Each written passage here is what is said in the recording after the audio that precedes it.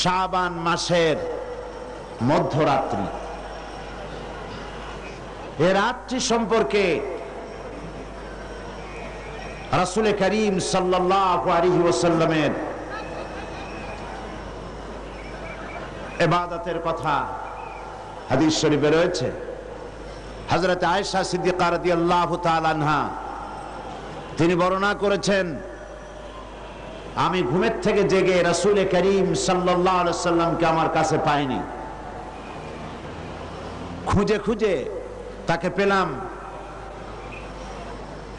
তিনি সেজদায় পড়ে কাঁদছেন। এক বর্ণনায় এসেছে তাকে পেয়েছি সেজদায় পড়ে কাঁদছিলেন, আর এক বর্ণনায় এসেছে তাকে জান্নাতুল বাকিতে পাওয়া গেল। প্রশ্ন করা হলো, হে রাসূল, আপনি কাঁদছেন এবং দীর্ঘক্ষণ সেজদায় পড়ে আছেন। রাসূল সাল্লাল্লাহু আলাইহি ওয়াসাল্লাম বলছেন, তুমি জানো না এটা হচ্ছে নিসফু মিন শাবান, এটা হচ্ছে শাবানের মধ্যরাত্রি। অর্থাৎ এটা থেকেই রমজান মুবারকের প্রস্তুতি পর্ব শুরু হয়। রাসূল করিম সাল্লাল্লাহু আলাইহি ওয়াসাল্লাম এই রাত থেকেই রমজান মুবারকের প্রস্তুতি গ্রহণ করতেন। ইসলামের মধ্যে সবচেয়ে শ্রেষ্ঠ রজনী হচ্ছে লাইলাতুল কদর। শবে বরাতকে লাইলাতুল কদরের সমপর্যায়ের নেওয়া গুমরাহি। লাইলাতুল কদর হচ্ছে ইসলামের সবচেয়ে শ্রেষ্ঠ রজনী, যে রাতটা হচ্ছে আল্লাহ পাকের কাছে অত্যন্ত পবিত্র, যে রাতটি হচ্ছে খায়রুম মিন আলফি শাহর, সেটা হচ্ছে লাইলাতুল কদর, লাইলাতুল মুবারক। আজকের রাত্রে একটি পবিত্র রাত। এ রাত্রে রাসূল সাল্লাল্লাহু আলাইহি ওয়াসাল্লাম কবর জিয়ারত করেছেন, নফল ইবাদত করেছেন, কাঁদাকাটি করেছেন। আমরাও আজকে আল্লাহ পাকের দরবারে ধর্ণা দেব। তবে প্রচলিত শবে বরাত যেটা করা হয়, রুটি তৈরি করা, হালুয়া তৈরি করা এবং এগুলি বিতরণ করা, এই রাত্রের জন্যই খাস করে নেওয়া, এটা সঠিক নয়। রুটি হালুয়া বিতরণ প্রত্যেক রাতেই হতে পারে, প্রত্যেক দিনই হতে পারে। কিছু বেদাত চালু হয়েছে এই রাতকে কেন্দ্র করে। চট্টগ্রামে এরকম হয়নি। বাজি ফোটানো হয়। আমি বুঝি না লাইলাতুল বরাতের সাথে বাজি ফোটাবার সম্পর্কটা কি। আল্লাহ পাক এই গুমরাহি থেকে, বিদআত থেকে আমাদেরকে হেফাজত করুন, আমরা বলি আমিন। আজ পবিত্র রজনীতে এর থেকে শ্রেষ্ঠ ইবাদত আর কি হতে পারবে, যে আমরা আল্লাহ রাব্বুল আলামিনের কালাম, তার কোরআন থেকে আলোচনা করছি, বা জামাত নামাজ আদায় করেছি এবং করব ইনশাআল্লাহ। এবং এই লক্ষ জনতা আল্লাহ পাকের দরবারে ভিখারির মতো হাত উঁচু করব। আর কোরআনে কারীমের আলোচনার চাইতে শ্রেষ্ঠ মাহফিল, শ্রেষ্ঠ ইবাদত পৃথিবীর বুকে আর কিছু হতে পারে না। আমরা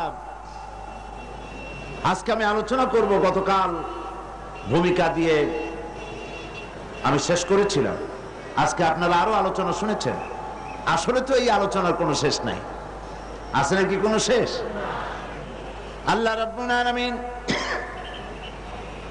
কোরআনে কারীমের ভিতরে বলেছেন, কুল লাউ কানাল বাহরু মিদাদান লিকালিমাতি রাব্বি লানাফিদাল বাহরু ক্বাবলা আন তানফাদা কালিমাতু রাব্বি ওয়ালাউ জিনা বিমিসলিহি মাদাদা।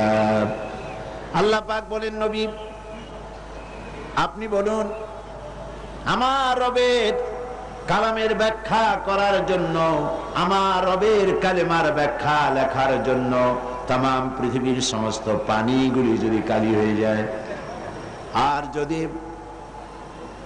ওই পানিরূপ কালি দিয়ে আমার রবের কালেমার ব্যাখ্যা যদি লেখা শুরু হয়ে যায়, লিখতে লিখতে তাম পৃথিবীর সমুদ্রের পানিগুলি সব শেষ হয়ে যাবে, আমার আল্লাহ পাকের কালিমার ব্যাখ্যা লেখা শেষ হবে না। হচ্ছে সেই কালামের রব্বানি। যুগ যুগ ধরে লোকেরা শুনছে, শুনবে, শেষ নাই। এত শোনার পরেও কাঙ্ক্ষিত মানের অগ্রগতি, উন্নতি আমাদের হচ্ছে কি? কথা বোঝেন নাই বোধহয়, হচ্ছে না। যে পরিমাণ শুনছি সেই পরিমাণ আমল আমাদের মধ্যে হচ্ছে না। এ কথাটা ঠিক কিনা? এই মাহফিল আজ, এই লাইলাতুল, এই পবিত্র রাত্রে এত লোকের উপস্থিতি হয়েছে, নারী পুরুষ। একজন লোক কি বলতে পারবেন যে জীবনে আমি কোনো ওয়াজি শুনি নাই, কোনো তাফসির আমি জীবনে শুনি নাই? পারবেন কেউ বলতে? পারবেন না।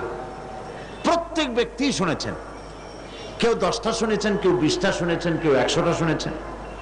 এবার চিন্তা করুন, কোন মাহফিলেই তো খারাপ কথা বলা হয় না। হাক্কানি আলেম যারা, হাক্কানি ওলামা, হাক্কানি পীর মাশায়েখ যারা, তারা সবসময় কোরআন হাদিস ভিত্তিক কথা বলেন। কোন মাহফিলে বলা হয় না যে চুরি করবেন অনেক সওয়াব পাবেন, মিথ্যা কথা বলবেন কিয়ামতে জাহান্নাম থেকে মুক্তি পাবেন, এরকম কথা বলে কেউ? ওজনে কম দিবেন, ব্যবসায় ভালো বরকত হবে, কেউ বলে এমন কথা? পরের জমিনে ডাল ঠেলবেন, জমিনে ফসল খুব বেশি হবে, কেউ বলে এরকম? বলে না। সব জায়গায় বলা হয় মিথ্যা পরিত্যাগ করুন, গীবত করবেন না, অহংকার করবেন না, ওজনে কম দিবেন না, জিনা করবেন না, মদ পান করবেন না, সুদ ঘুষের কাছে যাবেন না, বিবিকে পর্দায় রাখবেন। এইসব কথাই তো মেইনলি বলা হয়, নাকি বলেন? আচ্ছা, জীবনে যদি কেউ 10টি মাহফিল শুনে থাকেন আর প্রত্যেকটি মাহফিল থেকে একটি করে ভালো কথা, কোরআন হাদিসের একটি করে কথা যদি আমরা জীবনে ধারণ করতাম, তাহলে 10টি ভালো কথা জীবনে ধারণ করা হতো, ঠিক কিনা? তাহলে আমাদের জীবনটা খারাপ হইতো না আরো সুন্দর হইতো? তাহলে কি বোঝা যাচ্ছে? আমরা যা শুনি পরিপূর্ণভাবে আমল করি না। গলতটা কোথায়? মুসলমানের সংখ্যা তো এখন কম না। এই মুসলমান এক সময় সংখ্যায় খুবই কম ছিল।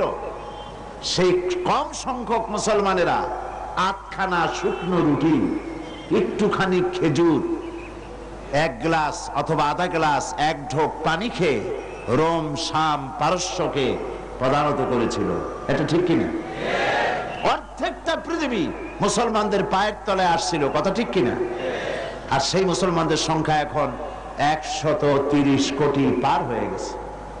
কিন্তু আজ মুসলমানের সেই মর্যাদা আছে কি? নাই, সেই মর্যাদা নাই। পৃথিবীতে মুসলমানেরা সবচাইতে নির্যাতিত, অবহেলিত।